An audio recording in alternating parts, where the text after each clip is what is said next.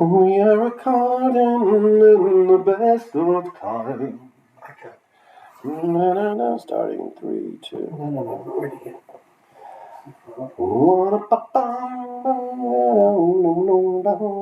My microphone looks much more professional than your microphone. Okay. Ready to go. This week we are. What are you saying? Remember your words? Oh, we are revisiting. This week we revisit. So we're not saying this, but today we're talking so and so. That's it. Retired. Yeah, and I think you fucked it last time. Yeah, right. Yes, mate. That's what we've been talking about for the past few weeks. Okay, this week we revisit. Okay. Ready to go. Yep. Are you going to do 1, 2, 3? Better that way. 1, 2. Welcome to Aussie. And a Scotsman. Today we revisit the pursuit of happiness.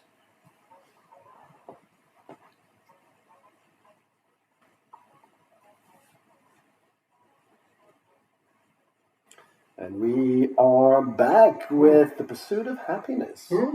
What an interesting movie. Yeah, no, I really like this film. I'll tell you why once we get into it. I'm interested when we get to Rowan Reminiscence whether you're going to be talking about the actual year it was made or the year it was set. Yeah, Don't tell us. Don't tell us. Okay. Keep the listeners and the viewers in surprise. In suspense. I think what I did want to talk about, because we touched on vanity in a show last year. Remember that conversation? Yes. Yeah, and you said it was one of my best performances, which was sort of... Oh, that was for the Banshees of Inisherin. It was the Banshees of Inisherin. I've got another topic.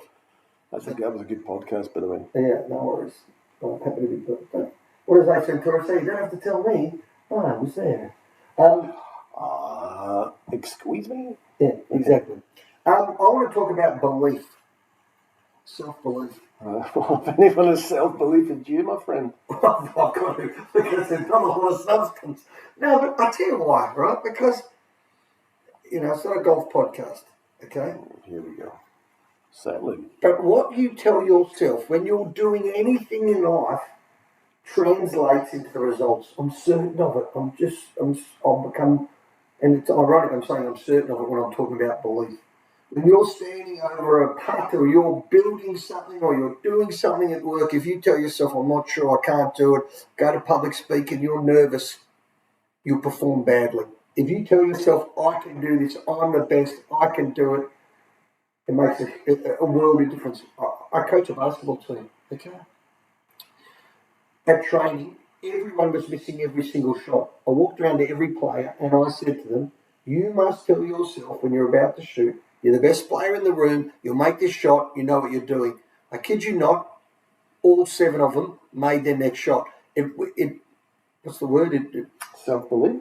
No. 2 seconds later, they missed them all again. But for that 1 minute, every single one of them, it seemed to work. It can't be coincidence. Self-belief, the power of the mind.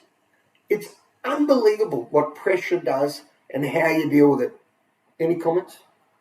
I couldn't agree more. I think from the beginning of time, people have always thought, maybe I'll start that again, not necessarily from the beginning of time.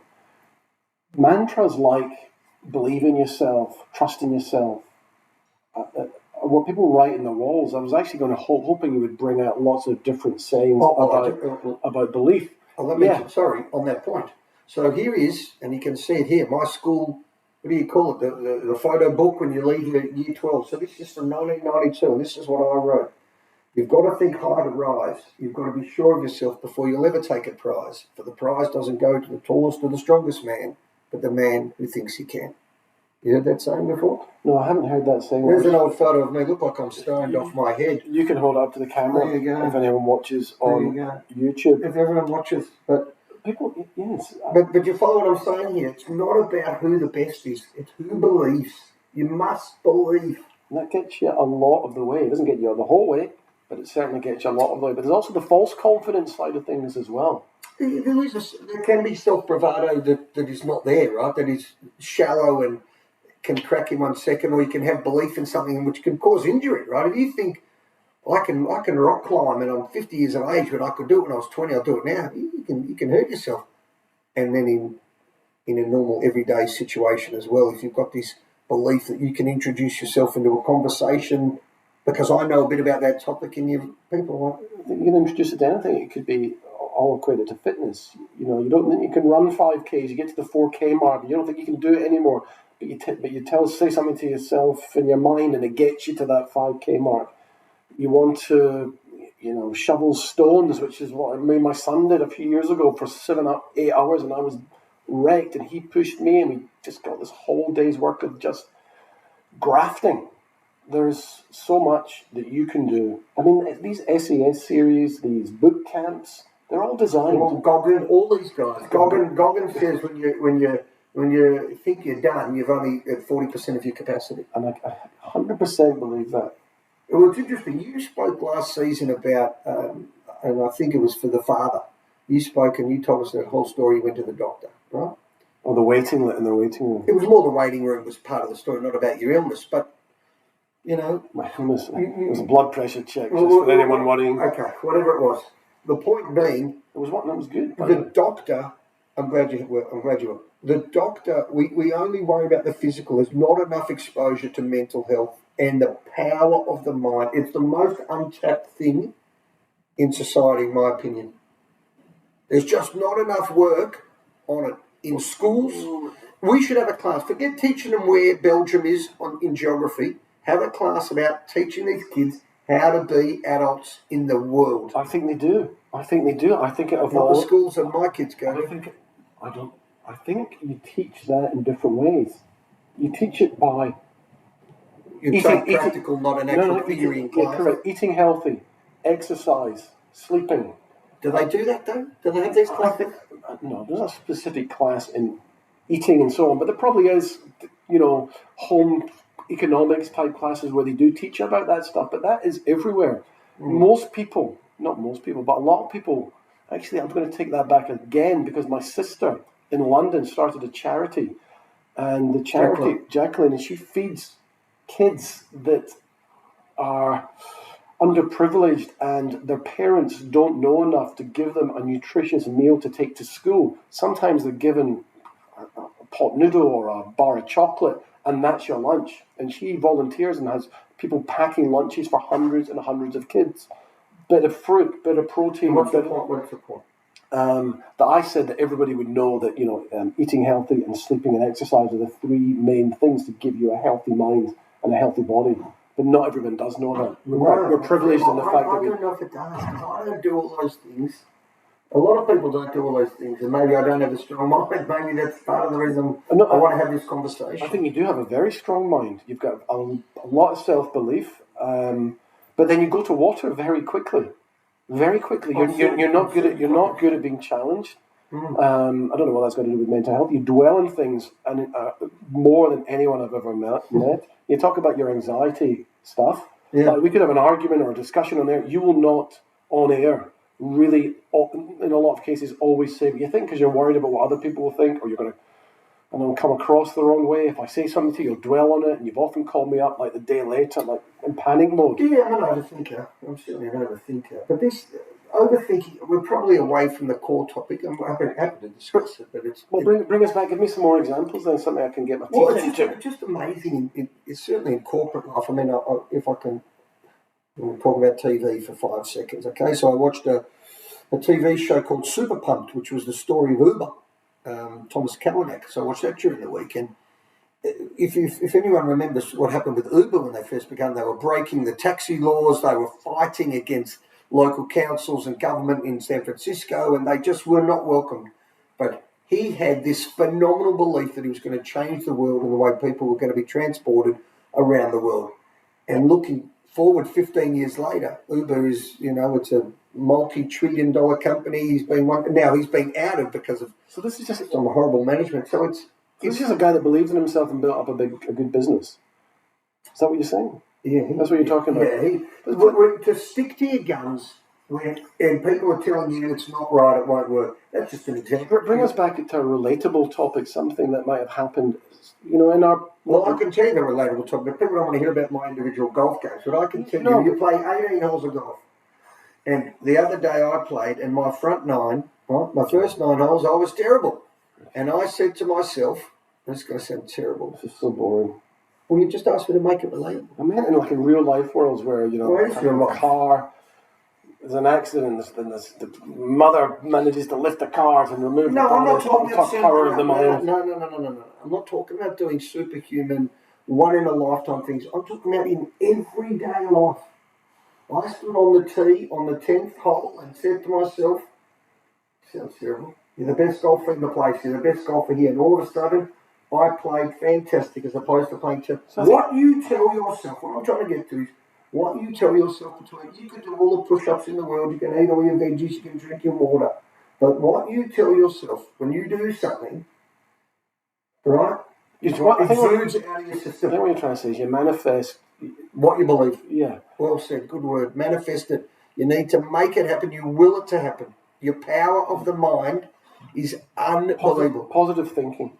Positive power, positive thinking, We saw a guy on the beaches of Queensland years ago, and he just had believe on his tattoo. My brother-in-law and I were cheering because we talk about it all the time, and I'll never forget this. I think there's a book, The Celestine Prophecy, that I think has something to do with that, the power of the mind and the 8 stages of belief, of self-belief, and where that takes you. Isn't that what's it called, the placebo effect?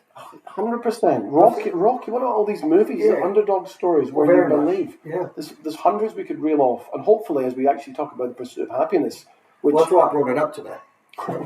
Right. Why did you make that reference?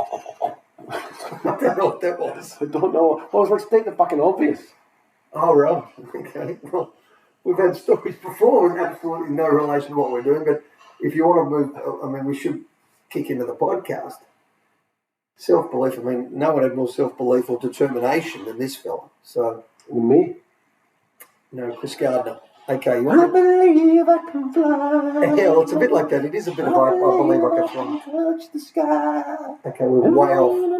You're enjoying the camera too. Robbie's enjoying the camera. All right, am I going to tell you about the pursuit of happiness? Do we get to the end of that? I don't feel very happy with what we contributed to there, because I think there's a lot more to discuss, but I suppose we're not a movie podcast. It's not a topic that can be ended in a 5 or 10 minute conversation. People write their mantras on their mirror. You know, I will do well today. I will succeed. I will be calm. I will. There's lots to say. So manifest money, finance, and health, and I want something to feel better, and I want this putt to go in, and I want the basket shot to happen. I can, I will, and I'll conquer. You heard that one? No. You never heard that one? I don't think it's said that way. I can, I will, and I'll conquer. Yeah. Okay, there's got to be loads. Why don't you look up? Or maybe you've already done. I'm sure you've already done your research. You can see all the mantras, all the positive things. Anyway, let's move on. Yeah, I'm just saying, you need to have self-belief in whatever walk of life you've got. And it makes it, I'm not trying to be philosophical with people, right? It makes it so easy once you've agreed on it and believe in it. And I'd say the easiest one is love. Come to terms with. Is love. Once you believe, right, certainly in my life, don't always be an idiot. Don't do that, right? Once you believe, I'm in love with that lady or that girl, that was it for me. You don't look at it like it's the same thing. It's like a love and believe. Once I'm trying to get my head around that. Once you believe, you get to a point, you're dating someone like I was dating, and you're not sure, and then you get closer and closer, and it's sort of, there's not a moment in time, right? But you morph.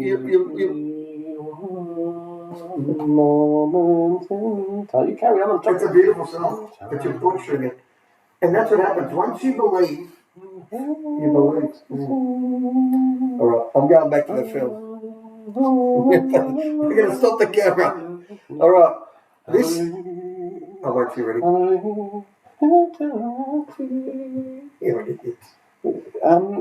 Keep going. This is. No, I'm not going to talk good stuff. This is gold. What does Camilla say? I'm speaking. Camilla Parker. I'm speaking. Tell me more about your wife and when you first met. Okay. And with your We're going to talk the pursuit of happiness. The pursuit of happiness. You were opening up for a second. I'm very. Everyone's sick of talking to me about my wife and my family. Okay. Yeah, so that's the feedback that's been coming in.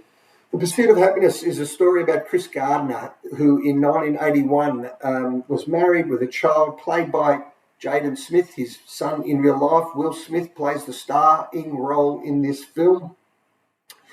I won't give you my opinion in, I'll just give you the facts. He's got no money. He's a salesperson selling a density scanner. He's put his life earnings into it. And his life becomes worse and worse and worse because he has no money, he has nowhere to stay. He becomes homeless. And one day he sees a man in a red Ferrari and he says, "Where'd you make all that money?" He says, "I'm a stockbroker.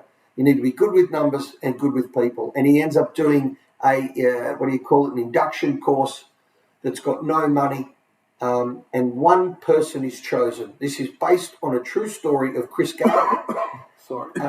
And we're watching how he ends up getting divorced and he ends up having to raise a child whilst trying to make a living, trying to find food and going through all the challenges of life whilst you're rolling your eyes. I'll be also you look like there was movement. And did he win that nomination for that role? And we'll discuss that here. And that's the film. Yeah. I think it was an apprenticeship that you got. Yeah, apprenticeship or a traineeship. I think they use the word traineeship in the film. And Chris Gardner, true story, played by the famous Will Smith.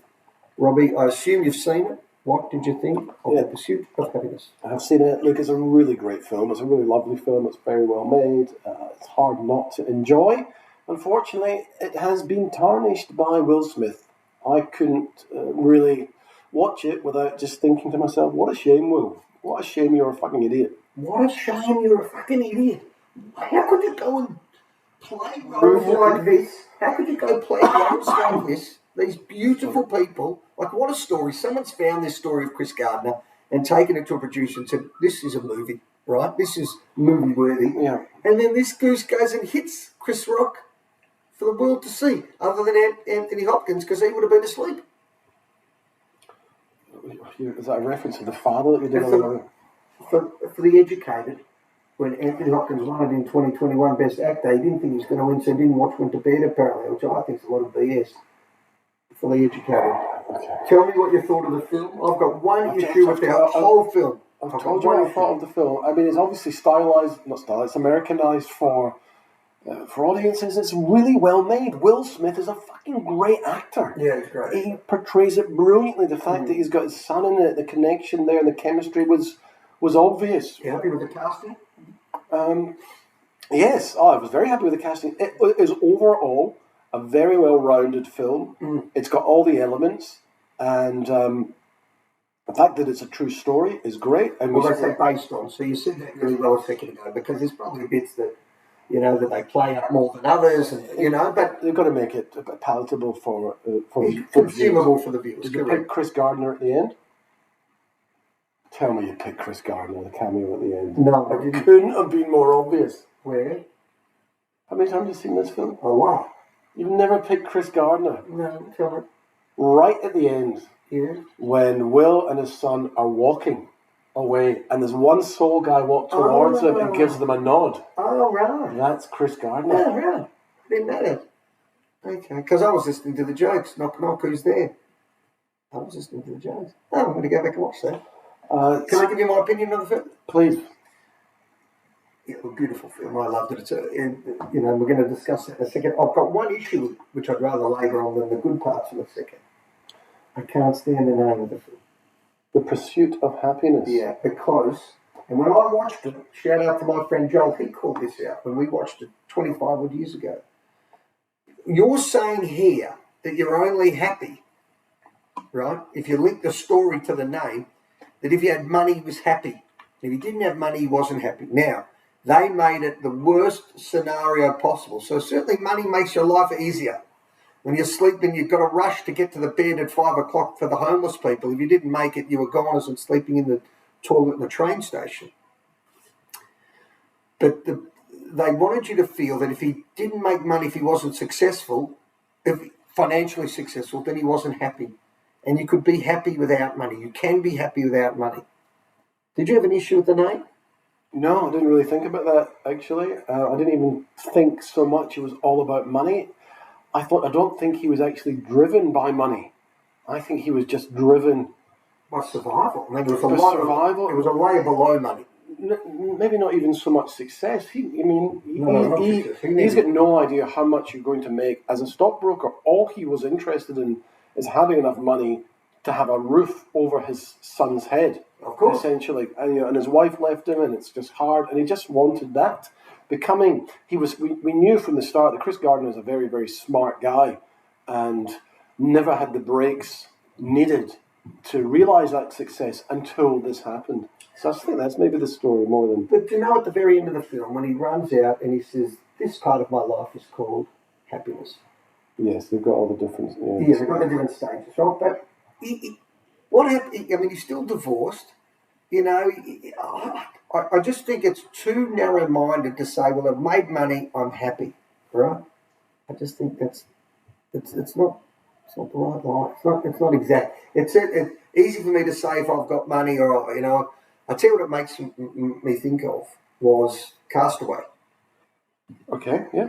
Because in Castaway, you think you've got a hard life until you've got nothing around you, and then you're sitting there and you go, "We're watching this movie, I'm getting into my own home and I'm having a shower, I'm eating something." I wasn't worried about food or roof over my head. There were a few movies... He's a phenomenal human being, wasn't he, going? We're just going to pause for 1 second while I just deal with something. So give me 1 second.